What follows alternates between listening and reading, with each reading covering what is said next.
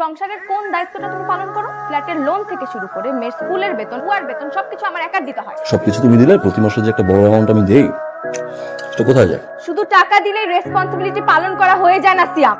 তুমি আসলে কোনো কিছু নিয়ে সিরিয়াসই না। বিয়ের আগেও তুমি এরকম ছিলা, বিয়ের পরেও তুমি এরকম ছিলা। যার সংসারের প্রতি কোনো দায়বদ্ধতা নেই তার সাথে সংসার করার চেয়ে না করাটাই বেটার। মাথা ব্যথা করতেছে, আজকে আমি স্কুলে যাব না। আয় মা, এদিকে আসো। একটা সন্তান যদি সকাল সন্ধ্যা সব সময় দেখে যে বাবা মা ঝগড়া করছে, শিখবেটা কি? Sure impossible. প্রেমিক আর স্বামী এক জিনিস না, যে বোঝে না একবারে সে 100 বার বোঝে। তো এইভাবে তুমি ঝোলাঝুলি করে না রেখে বিষয়টা একদম ক্লিয়ার করবে। মানে আমার একটা ভালো লয়ার আছে, তুমি জাস্ট ডিভোর্স দিয়ে দেবে। আমি তো আমাকে নিয়ে টেনশন করতেছি না, মেয়েটাকে নিয়ে টেনশন হচ্ছে। এভাবে তো নষ্ট হয়ে যেতে পারে। তুমি কেন এত টেনশন করছো? আমি তো আছি, জাস্ট ক্যারি অন। জীবনে চলতে গেলে একজন লাইফ পার্টনার খুব দরকার। সারাদিন যখন কাজ করে বাসায় ফিরবেন, তারপর যখন একটা হ্যাপি ফ্যামিলি আপনি দেখবেন, সারাদিনের ক্লান্তি চলে যাবে।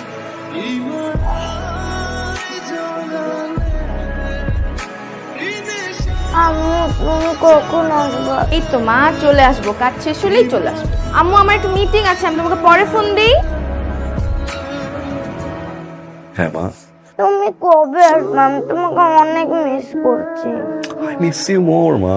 পাপা নেক্সট উইকে দেখা করবে, কেমন? আচ্ছা, এরোপ্লেন নিয়ে এসো। ওকে মা। খেলা আসো না, আসো খেলি। তুমি পড়তে বসো নাই? তোমার আম্মু আসলে বলবো কিন্তু। যাও পড়তে বসো। মায়া, মায়া কোথায়? ডাকতেছি কতক্ষণ ধরে। আপা বাবুরে পাইতেছি না, আপা অনেকক্ষণ ধরে খুঁজতেছি। বুঝলাম না, কই ছিলা তুমি? মায়া কোথায়? মায়ের কথা মানে? আমার মেয়ে কোথায়? ভাই। হ্যাঁ সিয়াম, তোমরা কি ভালোভাবে সব জায়গায় খোঁজ খবর নিয়েছো? জি, কোথাও যায়নি। বাসা থেকে আনুমানিক কয়টার দিকে বের হয়েছে? 5টা। আর ডোন্ট ওয়ারি, আমি দেখতেছি। মায়া, কোথায় ছিলা তুমি? তুমি বলে যাবে না? আমি কত টেনশন করছিলাম তোমাকে নিয়ে। বাসা থেকে বের হওয়ার সময় আম্মুকে বলতে হয় না? সরি বাবা। কেমন ছিল পার্টি? জনি ড্রপ করে গেছে। মানে 5টা অফিস শেষ হয়, রাত 9টায় বাসায় ফিরো। দেখো, তুমি কিন্তু শুধু শুধু ওভার রিঅ্যাক্ট। আমি চাই না যে পুরো বিল্ডিং এর মানুষ জানুক যে আমার বাচ্চার মা বিকাল 5টায় অফিস শেষ করে রাত 9টা পর্যন্ত বাসার বাইরে পার্টি। আমাকে নিউজ দেয় যে তার মেয়েকে খুঁজে পাচ্ছে না। যে মায়ের পার্টি করার জন্য সময় থাকতে পারে, সন্তানকে সময় দেওয়ার জন্য সময় থাকে না, তার কাছে আমার মেয়ে সেফ নেই। আমি আমার মেয়েকে আমার কাছে নিয়ে যাচ্ছি।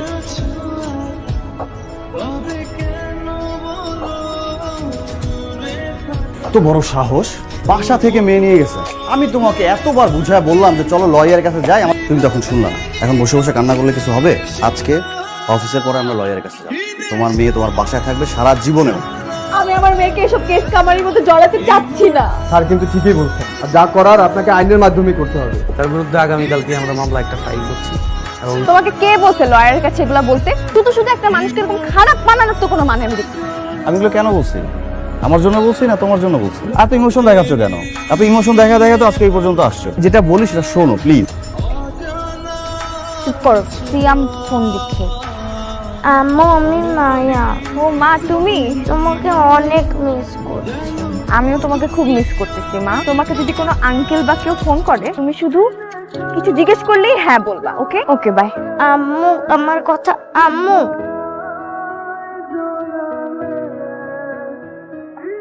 I'm sorry, Papa.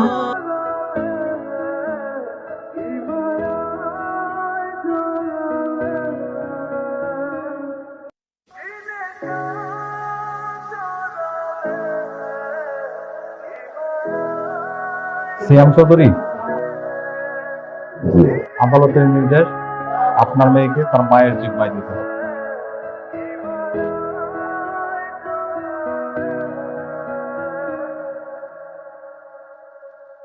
আব্বু, আম্মু তুমি এসেছো? এসেছি তোমাকে নিয়ে যেতে। বাবাকে বাই বলো। Bye bye. এক্সকিউজ মি, এক মিনিট। Thank you.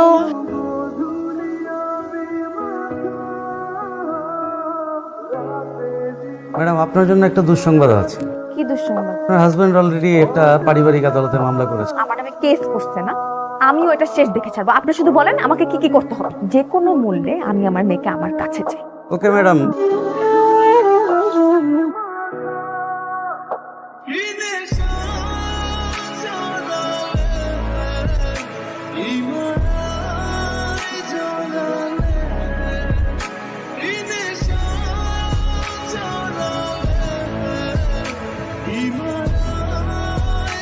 হ্যালো আর একটু কথা বলবো। কেমন ধরনের ফাজলামি, তুই আমার মেয়ের সাথে দেখা করতে দিচ্ছ না কেন? হ্যালো কে? হ্যালো, হ্যালো, কথা শোনা যাচ্ছে না, পরে ফোন দিন। গেটটা খুলো ভাইয়া। গেট খোলা যাবে না, ম্যাডাম বলছে আপনি আসলে গেট খুলছে না। আম্মু কার ফোন ছিল? আপনার বাবার? তোমার বাবার এত সময় নেই তোমাকে ফোন দেওয়ার মা। আসার পর থেকে একটা খোঁজ নিছে তোমার? বলো, একটা খোঁজও নেয়নি। খাবো না মানে? খাবো না আমি।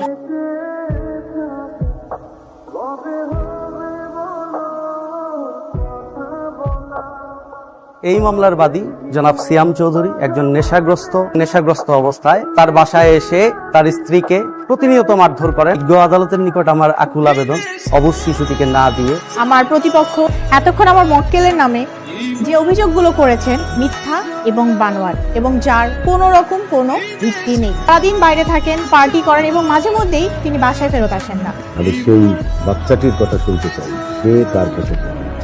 এতক্ষণ এই আন্টিটা আমার মার নামে দুর্নাম করছিল, এই আঙ্কেলটি আমার বাবার নাম। আমি দুজনকেই ভালোবাসি। আর বাবার কাছে গেলে মাকে মিস করি, মার কাছে গেলে বাবাকে মিস করি। আমার মনে হয় যে ওরা দুজন চায় না যে আমি ওদের কাছে থাকি। আমাকে এমন একটি জায়গায় নিয়ে যাও যেখানে আমার মাও নেই, বাবাও নেই। আপনারা কি বুঝতে পারছেন এই শিশু মনে কি দাগ আপনারা ফেলেছেন? এই সেপারেশনের পরে আপনি হয়তো বিয়ে করবেন, আপনিও তাই। শিশু বাচ্চাটির কি হবে সেটা কি একবার আপনারা ভেবেছেন? সমগ্র পরিস্থিতি বিবেচনা করে আপনাদের দুজনকেই আরো একটা সুযোগ দিতে, একভাবে যদি আপনারা এই শিশুটিকে রাখতে পারেন, এর মধ্যে যদি আপনারা কোনো মীমাংসায় পৌঁছাতে পারেন খুব ভালো। আর যদি না পারেন, এই নিষ্পাপ শিশু বাচ্চাটিকে কোনো অর্থানেজে দিয়ে দেওয়ার জন্য প্রস্তাব করতে।